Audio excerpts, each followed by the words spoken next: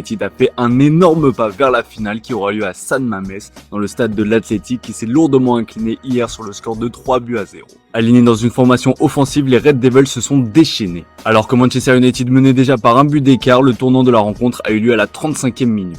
Double sentence, carton rouge et penalty transformé par Bruno Fernandes. Auteur d'un doublé, le capitaine portugais a encore porté son équipe. Casemiro a marqué le 3e but de la partie. Le Daily Star est ébahi après la prestation des hommes de Ruben Amorim. Le score aurait pu être encore plus lourd si les montants n'avaient pas sauvé le club basque à 2 reprises. Le Manchester Evening News jubile avec ce jeu de mots pour taquiner l'Athletic qui s'est fait matraquer.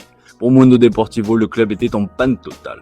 Dans l'autre choc de la soirée, Tottenham 16e de Première Ligue accueillait de son côté les Norvégiens de Bodo Glimt et les Spurs ont aussi pris une belle option sur la finale en s'imposant 3-1. Johnson, Madison et Solanke sont les buteurs de la partie.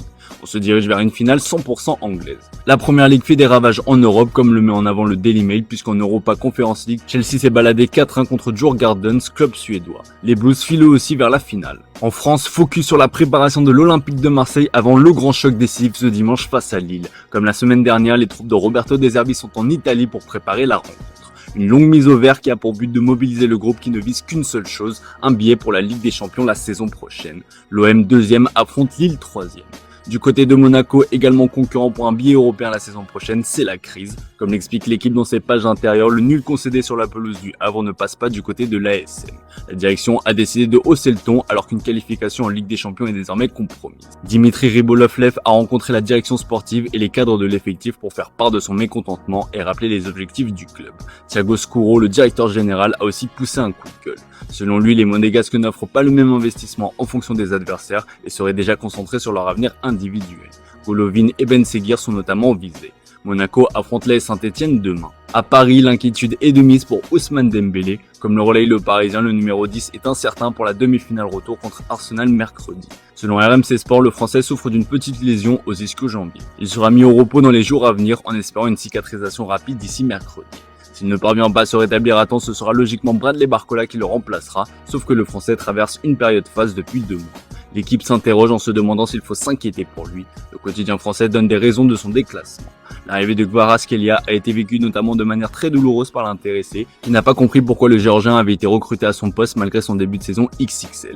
Barcola a eu le sentiment de ne pas avoir un statut privilégié au sein du club. De plus, le fait qu'il soit trimballé à tous les postes de l'attaque ne l'aide pas à retrouver son efficacité. Perturbé par ses changements réguliers alors qu'il avait trouvé des automatismes à gauche, l'ailier devra répondre présent mercredi prochain en cas de titularisation contre les Gunners. Au Portugal, du changement se prépare sur le banc du FC Porto. Comme le placarde le journal Abola ce vendredi matin, les Dragons sont d'un nouvel entraîneur. Complètement décrochés dans la course au titre, les hommes de Martin Anselmi sont même 4e derrière Braga. Une saison très compliquée qui pourrait coûter son poste à l'entraîneur. Selon le journal portugais, Imanol Alguacil est dans le viseur. Entraîneur de la Real Sociedad depuis décembre 2018 et grand artisan du renouveau du club basque ces dernières saisons, il va quitter le club comme il l'a informé à ses dirigeants. De son côté, Anselmi s'accroche à son poste. Comme le relaye Ojogo, Martin Anselmi se dit engagé à 1000% dans le projet et considère les critiques comme du bruit. Je resterai au moins jusqu'en 2027 sur la date de la fin de son contrat, a-t-il déclaré. Du côté du Sporting, ça lutte avec Benfica pour le titre. Le club portugais veut conserver son titre de champion car ce sera plus compliqué la saison prochaine avec de nombreux départs qui se profilent. Kenda a déjà signé à Chelsea même s'il restera au club la saison prochaine. Le serial buteur Gyökeres est quant à lui quasi sûr de partir, reste à savoir où. Enfin, comme le rapporte Record, Trincao est attaqué. L'ancien joueur du Barça est notamment surveillé de près par Arsenal, affaire à suivre.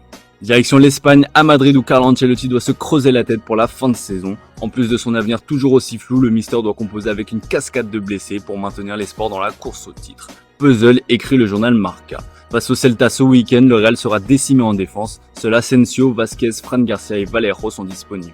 L'entraîneur devrait donc piocher dans la réserve. Yussi et Jacobo Ramon sont les options envisagées.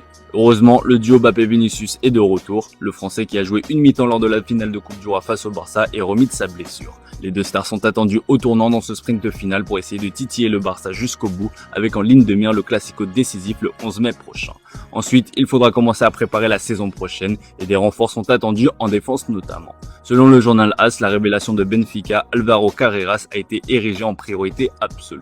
Le Real Madrid envisage un transfert relais pour le joueur de 22 ans qui est évalué à 60 millions d'euros par Benfica, somme que le Real Madrid n'est pas disposé à dépenser. Du coup, un stratagème a été mis en place. Le média espagnol explique que Manchester United possède une clause de rachat de 18 millions d'euros pour Carreras. Le Real aimerait que les Red Devils lèvent cette clause pour le racheter, ensuite à un prix compris entre 30 à 35 millions d'euros.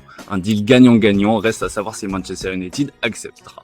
Allez, on termine ce tour de la presse sportive au Barça qui n'a deux yeux que pour Lamine Yamal. 2 jours après la masterclass du prodige face à l'Inter, la presse catalane ne s'en remet toujours pas. Folie mondiale, placarde le journal Sport dans son édition du jour.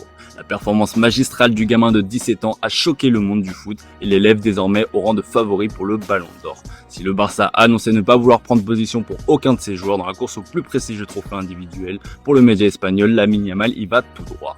On rappelle qu'il est en concurrence avec Rafinha et Pedri au Barça. Si le Brésilien présente de meilleurs stats, Yamal lui s'est montré décisif dans tous les grands matchs des Blaugrana cette saison. Un critère non négligeable dans la course au Ballon d'Or, d'autant que Lamine Yamal est un joueur spécial qui fait lever les fous. Dans le Daily Mail, le débat de savoir s'il est actuellement le meilleur joueur du monde a été lancé. Bref, Hansi Flick peut se réjouir de pouvoir compter sur un tel phénomène. Autre nouvelle qui devrait ravir le coach barcelonais, le retour de Robert Lewandowski. Comme l'indique Sport qui reprend une info du média polonais Meski, le numéro 9 est déjà dans les dernières étapes de sa convalescence. L'attaquant se dit prêt à jouer. Absent depuis le 19 avril dernier, le Polonais pourrait faire son retour face à l'Inter. S'il ne sera pas titulaire, il pourrait disputer quelques minutes en fonction du scénario du match. En revanche, pour Jules Koundé, c'est mort. Touché aux ischio-jambiers, le Français devrait manquer la demi-finale retour et le Classico face au Real. Ce dernier vise un retour en cas de potentielle finale de Ligue des Champions le 30 mai prochain. Sur ses réseaux sociaux, l'intéressé a posté un message exprimant sa grande déception. Je suis très déçu de me blesser à ce moment de la saison où tout est en jeu. J'ai pleinement confiance en ce que cette équipe fera le travail, peu importe qui est sur le terrain. Merci à tous pour votre soutien, cela signifie beaucoup, a-t-il écrit. Voilà les amis, c'est tout pour ce matin. Merci pour votre fidélité, belle journée à vous. Comme d'hab, on se retrouve tout à l'heure pour le traditionnel JT Foot Mercato.